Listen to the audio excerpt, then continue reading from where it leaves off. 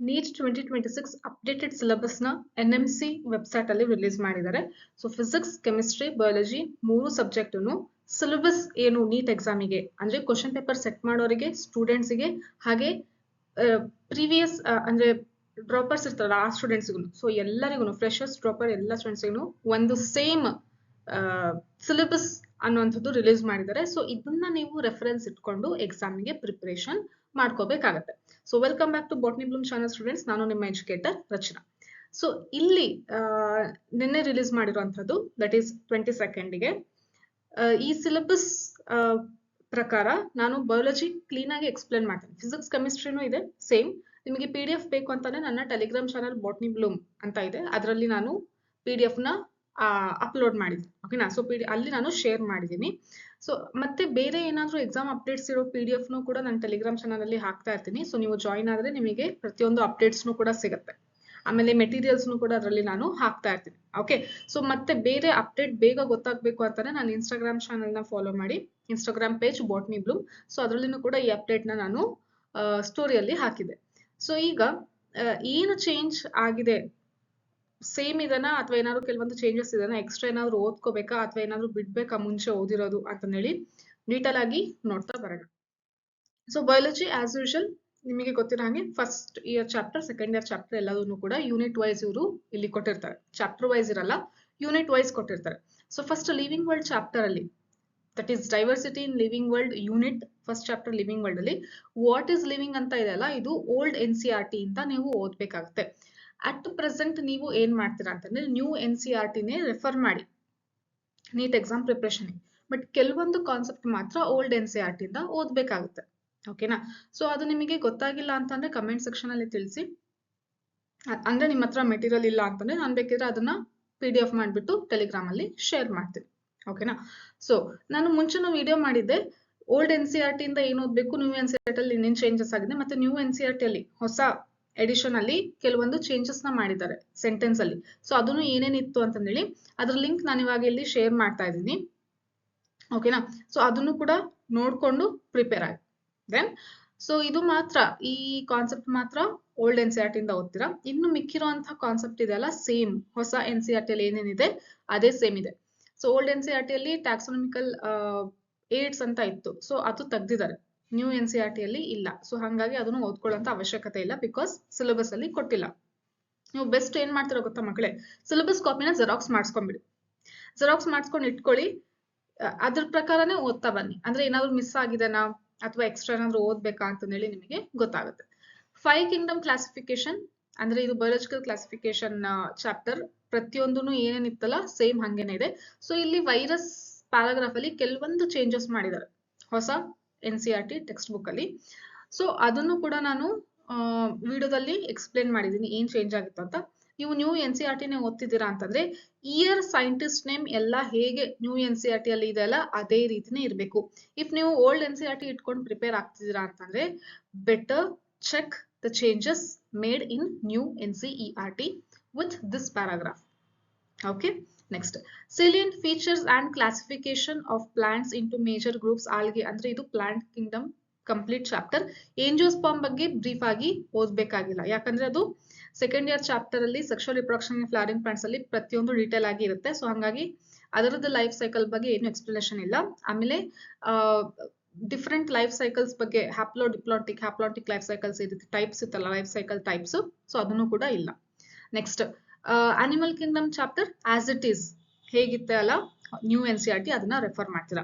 Next structural organisation in animals and plants, ಇದರಲ್ಲಿ morphology chapter ಅಲ್ಲಿ ಏನಂದ್ರೆ ಪ್ರತಿಯೊಂದೂ ಏನು ನ್ಯೂ NCERT ಅಲ್ಲಿ ಇದೆಲ್ಲ ಅದು ಓದ್ಬೇಕು. ಬಟ್ ಎಕ್ಸ್ಟ್ರಾ ಏನು NCERT ಅಲ್ಲಿ ಇಲ್ಲದೆ ಇರುವಂತ ಕಾನ್ಸೆಪ್ಟ್ ಯಾವುದು ಅಂತಂದ್ರೆ ಫ್ಯಾಮಿಲೀಸ್ ಬಗ್ಗೆ ನೋಡ್ಕೋಬೇಕು. ಆಮೇಲೆ ಓಲ್ಡ್ NCERT ಅಲ್ಲಿ ಟಿಶ್ಯೂಸ್ ಬಗ್ಗೆ ಕೊಟ್ಟಿದಾರಲ್ಲ ಅದನ್ನು ಕೂಡ ನೋಡ್ಕೋಬೇಕು. ಓಕೆನಾ? ನೆಕ್ಸ್ಟ್ ಅನಿಮಲ್ ಟಿಶ್ಯೂ ಅಂದ್ರೆ ಇದು ಸ್ಟ್ರಕ್ಚರಲ್ ಆರ್ಗನೈಸೇಷನ್, ಇದು ಅನಾಟಮಿ ಮತ್ತೆ ಮಾರ್ಫಾಲಜಿ ಎರಡು ಸೇರಿಸಿ ಇದರಲ್ಲಿ ಇರುವಂತದ್ದು.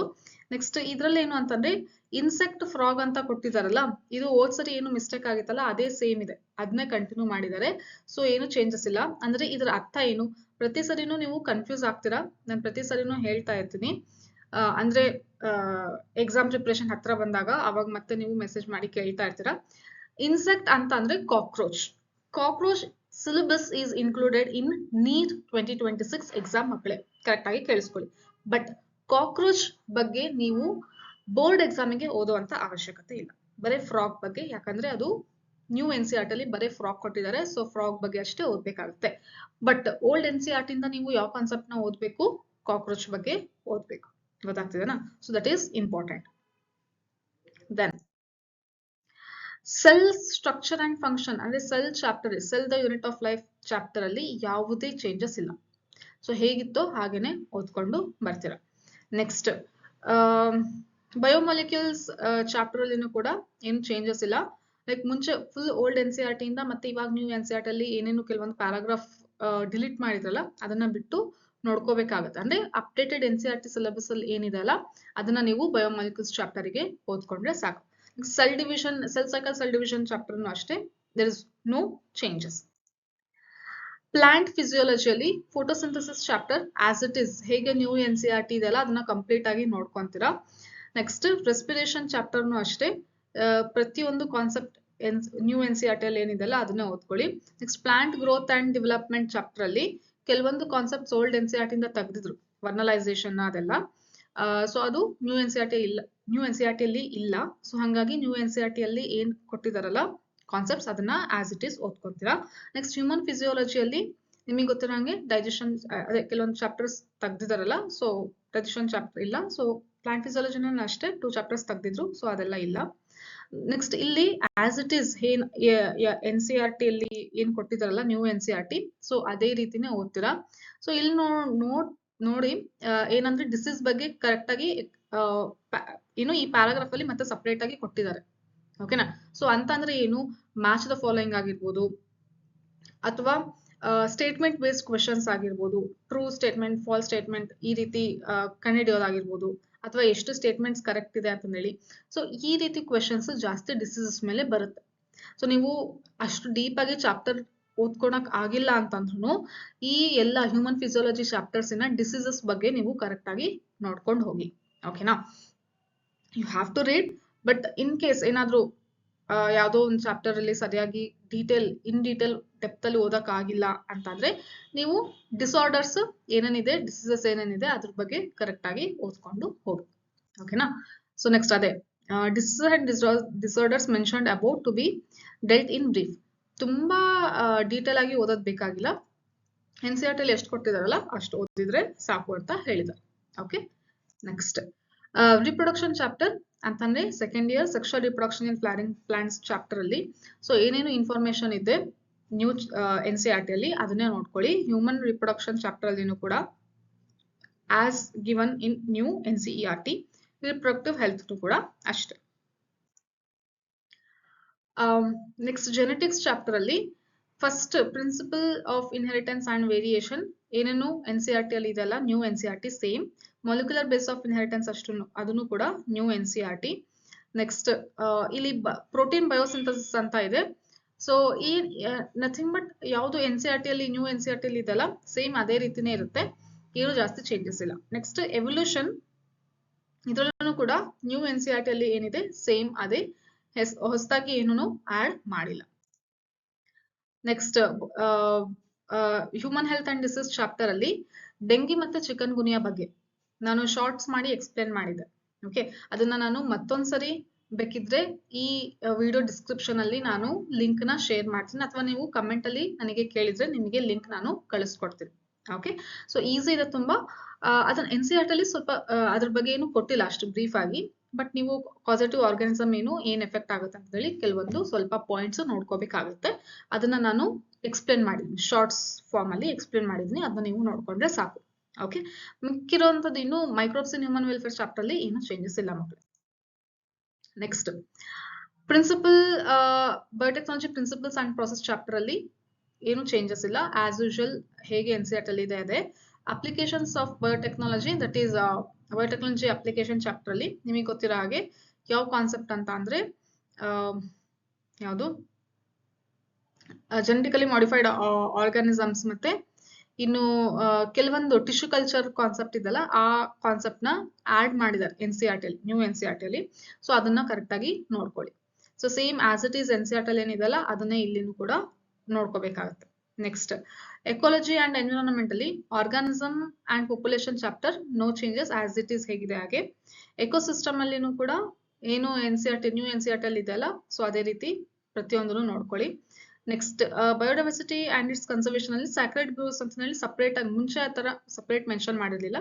ಸೊ ಹಂಗಂತ ಸ್ಯಾಕ್ರೆಡ್ ಗ್ರೋವ್ಸ್ ಸಪರೇಟ್ ಕೊಟ್ಟಿದ್ದಾರೆ, ಅದ್ರ ಬಗ್ಗೆ ಸ್ವಲ್ಪ ಡೀಟೇಲ್ ಆಗಿ ನೀವು ನೋಡ್ಕೊಂತೀರಾ. ಇನ್ ಮಿಕ್ಕಿರುವಂತದ್ದು ಏನು ಆಸ್ ಯೂಶುವಲ್ NCERT ಅಲ್ಲಿ ಇದೆಲ್ಲ ಸೊ ಅದೇ ರೀತಿ ರೆಡ್ ಡೇಟಾ ಬುಕ್ ಆಗಿರ್ಬೋದು, biosphere reserve, red data book ಅಂತ ಮತ್ತೆ ಸಪರೇಟ್ ಆಗಿ ಕೊಟ್ಟಿದ್ದಾರೆ. ಓಕೆ, ಸೊ ಇದು ಬೇಕಿದ್ರೆ ನಾನು ಮತ್ತೊಂದು ವಿಡಿಯೋದಲ್ಲಿ ಎಕ್ಸ್ಪ್ಲೇನ್ ಮಾಡ್ತೀನಿ. ಓಕೆನಾ? ಸೊ ನಿಮಗೆ ಬೇಕು ಅಂತ ಅಂದ್ರೆ ಕಮೆಂಟ್ ಸೆಕ್ಷನ್ ಅಲ್ಲಿ ತಿಳಿಸಿ. ಒಂದು ವಿಡಿಯೋದಲ್ಲಿ ಸ್ವಲ್ಪ ಬ್ರೀಫ್ ಆಗಿ ರೆಡ್ ಡೇಟಾ ಬುಕ್ ಮತ್ತೆ ಸ್ಯಾಕ್ರೆಡ್ ಗ್ರೂಪ್ಸ್ ಇದೆಲ್ಲ ಏನು ಎಕ್ಸ್ಟ್ರಾ ಕಾನ್ಸೆಪ್ಟ್ ಕೊಟ್ಟಿದಾರಲ್ಲ NCERT ಅಲ್ಲಿ ಇದೆ, ಸ್ವಲ್ಪ ಒಂದೊಂದು ಎರಡೆರಡು ಲೈನ್ ಅಲ್ಲಿ ಇದೆ, ಬಟ್ ಸ್ವಲ್ಪ ಬ್ರೀಫ್ ಆಗಿ ತಿಳ್ಕೊಂಡ್ರೆ ಚೆನ್ನಾಗಿ. ಸೊ ಅದರಿಂದ ಕ್ವಶನ್ಸ್ ಬರುವಂತ ಚಾನ್ಸಸ್ ಇರುತ್ತೆ. Though this chapter weightage is less, you have to be prepared. Okay, so ಇದನ್ನ ನೋಡ್ಕೊಂಡು ಹೋಗಿ. ಸೊ ಇನ್ ಮಿಕ್ಕಿದ್ದು ಏನಾದ್ರು ಡೌಟ್ಸ್ ಇತ್ತು ಅಂದ್ರೆ ಕಮೆಂಟ್ ಸೆಕ್ಷನ್ ಅಲ್ಲಿ ತಿಳಿಸಿ.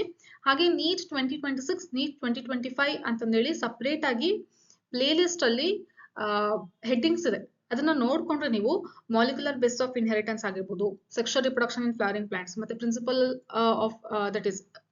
Of inheritance and variation chapter, ಇದೆಲ್ಲದರಲ್ಲಿನೂ ಕೂಡ ನ್ಯೂಮರಿಕಲ್ ಕ್ವೆಶನ್ಸ್ ಇದೆ. ಹೌದಾ ಮಕ್ಕಳೇ? ಸೊ ಅದನ್ನ ಹೇಗೆ ಸಾಲ್ವ್ ಮಾಡ್ಬೇಕು ಅಂತಂದೇಳಿ ಟ್ರಿಕ್ಸ್ ಆಗಿರ್ಬೋದು, ಮತ್ತೆ ತುಂಬಾ ಸಲ ರಿಪೀಟ್ ಮಾಡಿರುವಂತ ಕ್ವೆಶನ್ಸ್, ಕೆಲವೊಂದು ಮಾಡೆಲ್ ಇರುತ್ತೆ ಅದೇ ರೀತಿ ಕ್ವೆಶನ್ಸ್ ಬರ್ತಾ ಇರುತ್ತೆ. ಸೊ ಅದನ್ನ ನಾನು ಎಕ್ಸ್ಪ್ಲೇನ್ ಮಾಡಿದ್ದೀನಿ. ಹಾಗೆ KCET 2025 ಪ್ರಿಪ್ರೇಷನ್ ಅಂತಂದೇಳಿ ಒಂದು ಪ್ಲೇ ಲಿಸ್ಟ್ ಇದೆ. ಸೊ ಇದೆಲ್ಲದ್ರಲ್ಲೂ NEET 2025, KCET 2025, NEET 2026, KCET 2026 preparation ಅಂತಂದೇಳಿ ಏನು ಪ್ಲೇ ಲಿಸ್ಟ್ ಇದೆ ಅಲ್ಲ ಅದರಲ್ಲಿ ವಿಡಿಯೋಸ್ನ ನಾನು ಅಪ್ಲೋಡ್ ಮಾಡಿದ್ದೀನಿ. ಅಥವಾ ಸಪರೇಟ್ ಆಗಿ ನಾನೀಗ ವಿಡಿಯೋ ಎಂಡ್ ಆಗ್ಬೇಕಾದ್ರೆ ಇಲ್ಲೂ ಕೂಡ ನಾನು ಅದರ ಲಿಂಕ್ ನ ಹಾಕಿರ್ತೀನಿ. ಅಂದ್ರೆ ನಿಮಗೆ ರೆಕ್ಟಾಂಗಲ್ ಬಾಕ್ಸ್ ಅಲ್ಲಿ ಕಾಣಿಸ್ತಾ ಅದನ್ನ ಕ್ಲಿಕ್ ಮಾಡಿದ್ರೆ ನೀವು ವಿಡಿಯೋನ ನೋಡ್ಬೋದು. ಸೊ ಇದೇ ರೀತಿ exam updates, NEET KCET board exam preparation ವಿಡಿಯೋಸ್ಗೋಸ್ಕರ ಈ ಚಾನೆಲ್ನ ಸಬ್ಸ್ಕ್ರೈಬ್ ಮಾಡಿ, ಫ್ರೆಂಡ್ಸ್ ಜೊತೆ ಶೇರ್ ಮಾಡಿ, ಹಾಗೆ ಬೆಲ್ ಐಕನ್ನ ಪ್ರೆಸ್ ಮಾಡಿ ನನ್ನ ನೆಕ್ಸ್ಟ್ ವಿಡಿಯೋಗೋಸ್ಕರ. Till then, by.